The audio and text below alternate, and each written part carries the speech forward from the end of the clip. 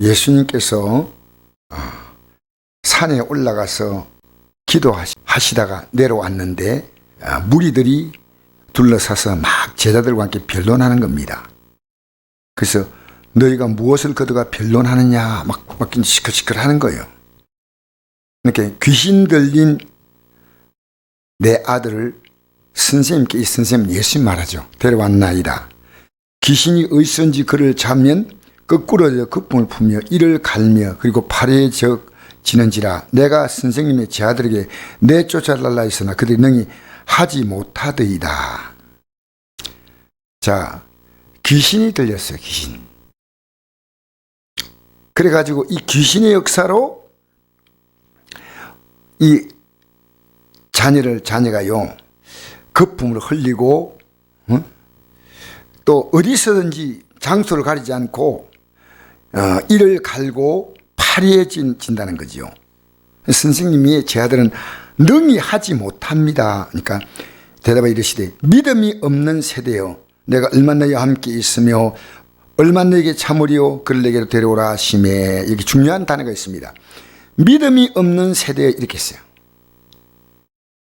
그 애를 그냥 내게 데려오라 이러면 참 시원한 겁니다. 맞아. 우리 제자들 되니까 잘못된 거야. 근데 여러분 이거 아십시오. 우리가 믿음을 가질 때 그 믿음은 누구냐? 하나님이 하시는 믿음이에요. 하나님이 직접 하시나 우리가 그 믿음을 가지나 똑같다는 겁니다. 하나님이 직접 하실 수 있고 우리를 통해서 하나님은 하신다는 거예요. 그래서 문제가 뭐냐? 믿음이 없다는 겁니다. 지금 믿음이 없는 세대예요. 그렇게 이 믿음이 없는 세대에 대해서 얼마나 너에게 참으리요 라고 했습니다. 이 참는다는 말은요 견딜 수 없다는 거죠. 왜 너희들이 믿음을 가지고 이 문제를 풀지 못, 이거 누구 보고 얘기하냐면 제자들 보고 하는 겁니다. 이에 데리고 오니 귀신이 예수를 보고 느끼는 겁니다. 그 아이로 심히 경련을 일으키게 하는지라 그게 땅에 엎드려져 구르며 거품을 흘리더라. 왜 예수님을 보고 귀신이 이렇게 하냐면요, 이 예수님을 보고 하는 걸 보고 그 데려온 부모님 이런 분들이요 예수님 앞에 둬도 별 수 없구나 그렇게 낙심하도록 만드는 거예요. 그리고 거품 흘리고 하니까 예수님 오면 딱 멈춰야 될 거 아닙니까? 21절 예수께서 그 아버지에게 물으시되 언제부터 이렇게 되었느냐 하시니 이르되 어릴 때부터이다. 이걸 어릴 때부터 계속 반복됐으니까 얼마나 고통스럽겠습니까? 귀신이 그를 죽이려고 볼 때는 아버지가 볼 때는요 이 애를 죽이려고 했다는 거예요. 근데 아직까지 살아있다는 기적이 난 거예요. 불과 물에 다주된다니까 불이 붙는데 막 애가 뛰어들어가고 물속에 막 빠지고 자주 던졌나이다. 그러나 무엇을 할 수 있거든 우리를 불쌍히 여기사 도와주옵소서.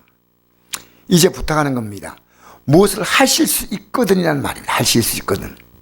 근데 아까 제자들 못했지만 예수님은 할 수도 있고 혹시 못할 수도 있어도 뭐 어쩔 수 있겠습니까? 어릴 때부터 이렇게 병들어 있었는데 불쌍히 여기사 도와주옵소서. 예수께서 이르시되 할 수 있는 있거든이 무슨 말이냐? 믿는 자에게는 능히 하지 못할 일이 없느니라. 이게 중요한 단어입니다. 믿는 자란 말입니다. 아까 믿음이 없는 세대라고 했죠. 여러분 우리가 믿는다는 것은요 하나님이 하시나 우리가 그 믿음 가지고 하나 똑같다는 거예요. 너 그 믿음 가지라는 겁니다. 근데 24절 보니까 곧 그 아이 아버지가 소리를 질러 이르되 내가 믿나이다 나의 믿음을 도와주사더라. 자, 이게 이 중요한 말입니다. 내가 믿나이다. 뭘 요구한다는 것을 빨리 깨달았어요. 여러분 오늘 이 저녁에도요 기도할 때 믿음을 가지고 기도하십시오. 하나님이 하신다. 내가 믿나이다. 근데 가만보니까요 그래 말해놓고 보니까 믿음이 없어. 나의 믿음을 도와주소서. 이 역시 하나님이 도와주시는 것도 믿음이에요.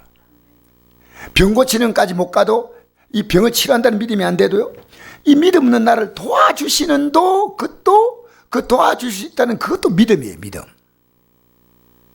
어제 여리고성에 사는 기생 라합에 대한 말씀 들으면서요, 이 라합이 언제 나와서 설교를 들었습니까? 그런데 가냘픈 믿음과 가냘픈 믿음 갖고 있었습니다.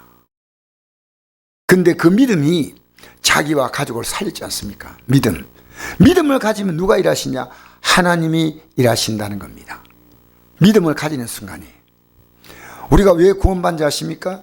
믿음을 가진 순간에 예수님이 날 위해 십자가에 죽었다 할 때 그 믿음이 나를 실제로 예수님이 십자가에 죽으심의 그 역사가요, 내 삶과도 이루어져서 예수님의 죽음은 날 위한 죽음이니까 그 예수님이 가지신 그 생명의 역사가요, 내게 옮겨지고 내 죽음은 예수님께 옮겨진 거예요.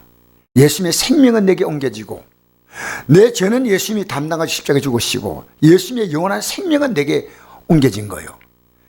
자, 그리고 25절 보니까 예수께서 무리가 달려와 모이는 것을 보시고 더러운 귀신을 꾸짖으시며 이르시되, 이팀 대화가 하고 있는데 애는 경련을 일으키고 막 흘리고 있습니다. 그러니까 구경하러 온 거예요. 이거 본인 대화에 관심도 없어요. 그러니까 무리가요 달려와 모이는 것을 보시고 이제 드디어 말씀하십니다. 그 더러운 귀신을 꾸짖어 이르시되, 말 못하고 못 듣는 귀신아, 내가 내게 명하노니 그에게서 나오고 다시는 들어가지 말라. 여러분, 이 말씀은요 예수님이 할 수 있지만 우리가 할 수 있습니다. 왜? 믿음은 똑같다는 겁니다. 믿음은 나는 믿는 것이고 그 믿음의 주가 되시는 분은 내 믿음대로 일하시는 겁니다. 귀신이 이때 이제 진짜 귀신은요, 이 말을 듣자 그때가 막 발아가던 귀신이요 소리 지르면서 경련 일으키면서 하고 나가니 그 아이가 죽음같이 되어 많은 사람이 말하기를 죽었다, 드디어 죽었구나 막 하더니 예수님 뭐 별 수 없다. 그런데 여러분, 예수께서 그 사람 잡아 일으키시니 이에 일어서니라. 저는 어떤 생각을 하냐면요, 예수님이 그 아이를 잡아서 일으켰다 이걸 볼 때 사람들은 얘가 죽은 줄 알았는데 진짜 살아났어요. 어떤 걸 생각하냐면요, 우리는 이 땅에 죽는 것처럼 보이도 주님이 오시는 그날에 우리의 손을 잡아 일으키는 거예요. 우리는 이 땅에서 죽었지만 부활의 생명으로 일어난 줄 믿습니다. 이렇게 병든 자가 일어나는 그와 비교 안 돼요.